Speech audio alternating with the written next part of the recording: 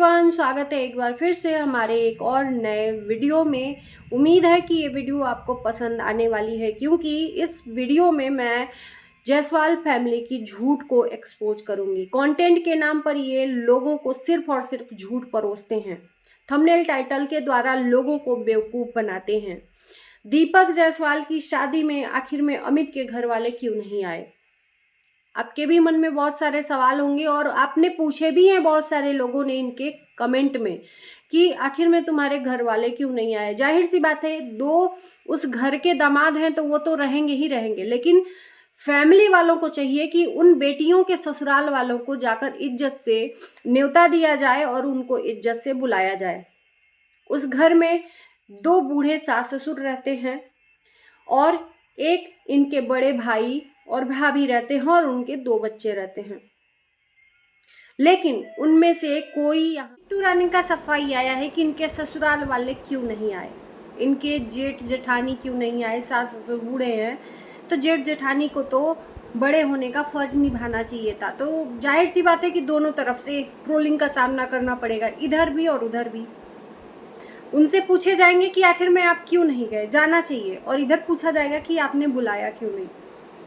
तो इन्होंने जवाब दिया है कि ये एक दो बार बोली थी, लेकिन जिस दिन शादी था उस दिन इन्होंने एक बार भी उन लोगों से पूछा नहीं कि आप लोग आ रहे हो नहीं आ रहे हो। और जेठानी जी क्या की थी कि पूरी तैयारी के साथ बैठी थी कि एक बार फोन आ जाए तो हम जाएं। जेठानी जी का ये कहना था कि वो बैठी थी तैयार होकर, सिर्फ एक बार वो इंतजार कर रही थी कि कोई किट्टू के मायके से पूछ ले या किट्टू ही पूछ ले कि कब आ रहे हो। लेकिन इन्होंने क्या किया कि ऐन वक्त पे किसी ने भी ये पूछने की कोशिश नहीं की या ये सोचने की कोशिश नहीं की कि आखिर में मेरे ससुराल वाले क्यों नहीं आए। पूछना चाहिए था ना लास्ट टाइम पे कि हाँ भाई, हमारे यहाँ शादी है, लास्ट शादी है, आना चाहिए कि नहीं, आप लोग क्यों नहीं आए। तो ये इनका जवाब था कि ये मेरी गलती थी कि हमने नहीं पूछा, इतने बिजी हो गए थे। आप लोग बिजी थे कंटेंट बनाने में, सही बात कहे तो होड़ मची थी, वहां पे भीड़ लगी हुई थी कि कौन सबसे आगे वहां पर वीडियो डाल दे, किसको सबसे ज्यादा व्यूज मिल जाए। इस चीज का आपको बराबर से यादाश्त था कि हमें बराबर वीडियो बनाना है, एडिट करना है, बराबर डालना है। लेकिन एक बार भी आपको याद नहीं आया कि आपके ससुराल वाले भी बैठे हैं मुंह लेकर कि एक बार कोई पूछ ले। और खैर, इनकी बात पूछने की नहीं है, यहाँ पर मैं गलती किट्टू की भी नहीं कहूंगी।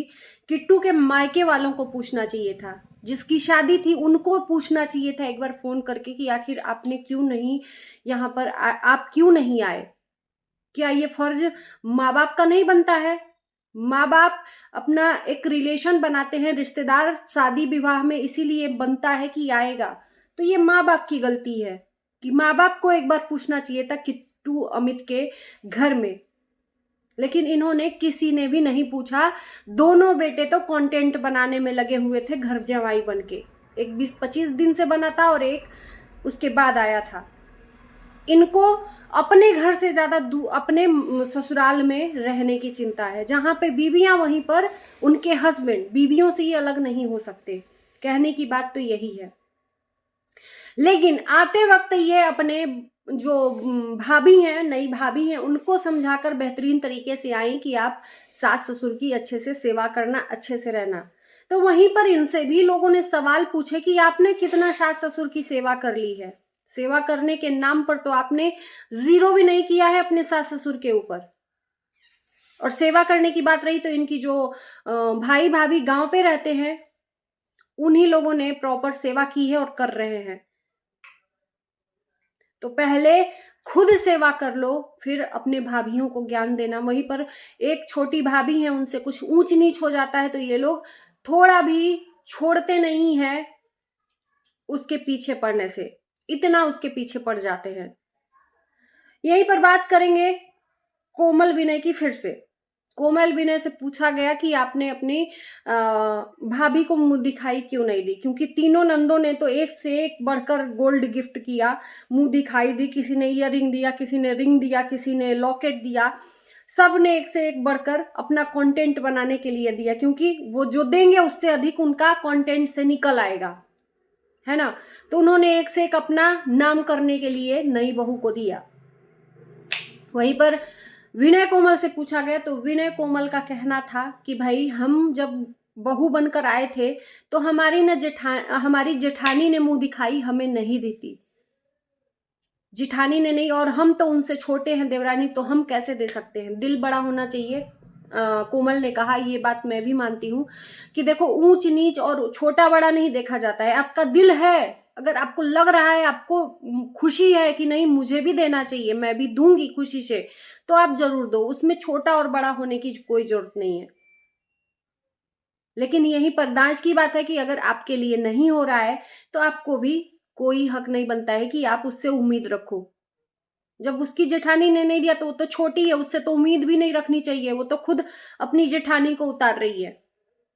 तो हर जगह पे वहां पर देखा जा रहा है कि विनय कोमल के साथ हमेशा से भेदभाव होता आया है, लेकिन कोई बोलकर बुरा बन जाता है और कोई बिना बोले ही बहुत अच्छा बन जाता है। तो विनय कोमल बुरे हैं इसलिए कि उन्होंने अपना मुंह खोल दिया है, छोटी छोटी बात हो या बड़ी बात हो कंप्लेन करना शुरू कर दिया है, तो वो बुरे हो गए हैं उस घर में, इसलिए वो सबकी आंखों में खटकते हैं। बस इतनी सी बात है। अब ये दोनों बहनें गई हैं ससुराल, एक से एक बढ़कर झूठे कंटेंट बना रही हैं। आखिर ससुराल क्यों नहीं आ रहे थे हम लोग, आखिर आते ही कंट्रोवर्सी शुरू हो जाएगी, न जाने क्या क्या इन्होंने कंटेंट बनाकर डालना शुरू किया। क्या आप लोग इस चीज से एग्री हो? जो चीज इंसान देखना चाहता है उस चीज को ये थंबनेल टाइटल के द्वारा दिखाने की कोशिश करते हैं, वीडियो में कुछ ऐसा नहीं रहता है, यानी कि आग लगाने का पूरा काम। और वही ऑडियंस जब बोल देती है तो इनको मिर्ची लग जाती है, भारी भरकम मिर्ची लग जाती है। सास ससुर की सेवा पहले आप भी तो बैठ के कर लो भाई, तब दूसरों को ज्ञान दो, तो शिक्षा आपकी मानी जाएगी। बस सोशल मीडिया पर कैमरा ऑन करके दूसरे को तो बोलते हो, लेकिन खुद कैमरा ऑन करके और यहाँ पर कुछ भी दिखा देना है अनाप शनाप। वंदना किट्टू के साथ में देवरानी जिठानी और सासू माँ ने पहले जैसा किया, ना जाने क्या क्या, जब से ये लोग ससुराल पहुंचे हैं ना तब से कुछ न कुछ देखने को मिलता है। और उसके बाद जब लास्ट में ये लोग जाएंगे दिल्ली, ये सब चीजों का सफाई देके जाएंगे, हम लोग कंटेंट बना रहे थे, हम लोग उल्लू बना रहे थे दर्शकों को, क्योंकि दर्शक यही देखना चाहते हैं, इनका ये कहना होगा। तो मुझे लगता है कि इनसे ज्यादा झूठा इंसान कोई इस दुनिया में नहीं है, जितना झूठ के नाम पर ये कंटेंट बनाते हैं। अच्छा, आ गए हैं लोग, लेकिन मायके का कंटेंट छूट नहीं रहा है। वहां पर जो नई बहू का रसोई वाला फंक्शन होता है, पहली बार रसोई वाला, वो भी वीडियो इन्होंने फटाफट अपने अपने वीडियो में अपलोड कर दिया। छूटना नहीं चाहिए भाई साहब, कि जो वहां पर है उसके लिए थोड़ा कंटेंट रख दो, इनकी बड़ी बहन है उसके लिए कंटेंट नहीं, उसको भी डालना है, पूरी रस्म पूरी करनी। एक चीज और आ रहा है वीडियो में कि बहुत सारे लोग ये कह रहे हैं कि दीपक जायसवाल ने अपना कंटेंट क्यों नहीं डाला।